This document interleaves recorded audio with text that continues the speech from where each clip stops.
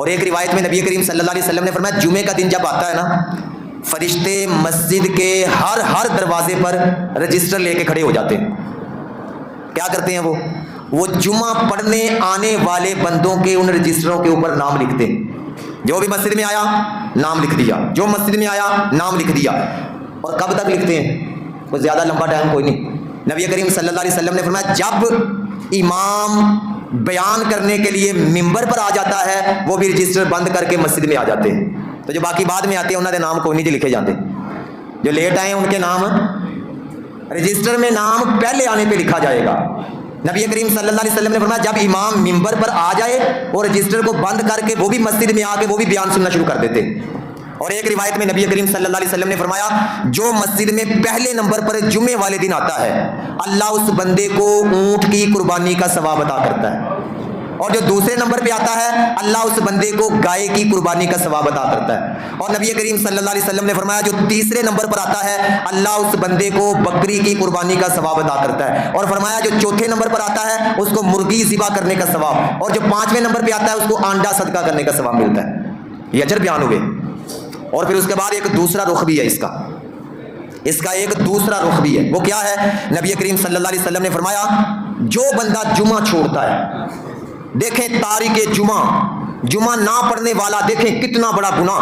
نبی کریم صلی اللہ علیہ وسلم نے فرمایا میں نے پختہ ارادہ کیا کہ میں کسی بندے کو کہوں کہ وہ نماز پڑھائے جمعے والے دن، اور میں نکل کے باہر جاؤں جو لوگ مسجد میں جمعہ پڑھنے کے لیے نہیں آئے ان کے گھروں کو جلا کر راہ کر دوں.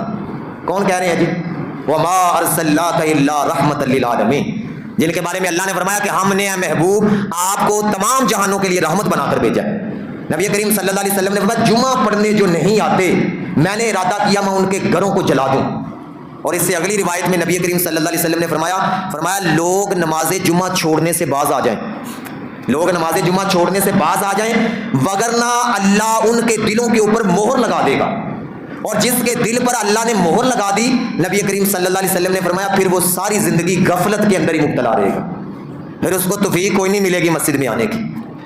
یہ نہ سمجھا کریں میں نہیں گیا، بلکہ رویا کریں کہ مجھے بلایا نہیں گیا، مجھے مسجد میں آنے کی توفیق نہیں ملی، مجھے اللہ کے حضور کھڑے ہونے کی توفیق نہیں ملی. رویا کریں اس بات کے اوپر. لوگ فخر سے بتاتے ہیں میں نماز کوئی نہیں پڑھی، فخر نہ کیا کریں، رویا کریں اللہ نے کھڑا ہی نہیں ہونے دیا اپنی بارگاہ میں. کوئی جرم ہی ایسا کر بیٹھا ہے بندہ، کوئی گناہ ہی ایسا کر بیٹھا ہے اس نے ہمیشہ کے لیے دھکا لگا دیا نکل جا بھی میرے گھر میں نہ آنا، میرے حضور کھڑے نہ ہونا.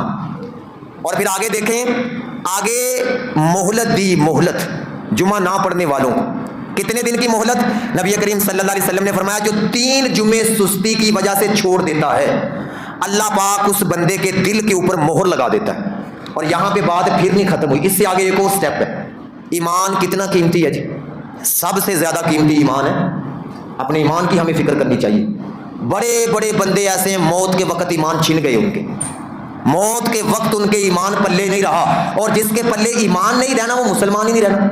اور ایسے بندے کی حالت کیا ہونی ہے؟ نبی کریم صلی اللہ علیہ وسلم نے فرمایا جو ہمیشہ کے لیے بے ایمان ہو گیا، ہمیشہ کے لیے دوزخ میں اس کو ایک صندوق میں بند کر دیا جائے گا، آگ والا صندوق، پھر ایک اور آگ والا اس میں رکھا جائے گا، پھر ایک اور آگ والا اس کے اندر رکھا جائے گا، اور تالا لگا کے ہمیشہ کے لیے آگ میں ڈال دیا جائے گا. اس لیے بھائیو سب سے قیمتی کیا ہے؟ ایمان.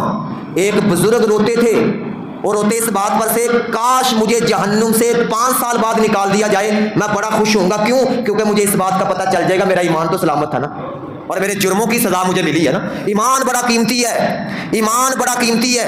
نبی کریم صلی اللہ علیہ وسلم نے فرمایا جس بندے نے 3 جمعے بغیر کسی عذر کے چھوڑ دیے نبی کریم صلی اللہ علیہ وسلم نے فرمایا اللہ اس بندے کو منافقوں کے اندر لکھ دیتا ہے. اس بندے کا نام منافقوں کی لسٹ میں، جس کا نام منافقوں کی لسٹ میں لکھا جائے وہ ایمان والا.